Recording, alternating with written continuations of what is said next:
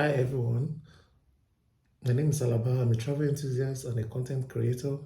To get your visa issued in few minutes, you have to focus on your highlight. Highlight is different for different people. For some people, it's their travel history. For some, it's their educational background. For some, it's their economic situation. Okay. And secondly, visa officers don't like memorized answers. You need to speak from the heart. You have to be spontaneous and sincere. That's how you are going to get your visa issued.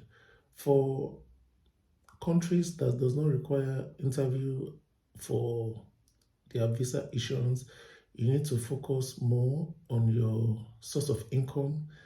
You need to build a strong bank statement and try as much as possible to build your travel history. That is how you're going to get your visa issued. And lastly, ensure you do not falsify documents when applying to these countries, i.e., the United Kingdom of this world, Canada, and EU. Okay? If you find this video interesting, please ensure to like the video and subscribe to my channel if you're here to do so.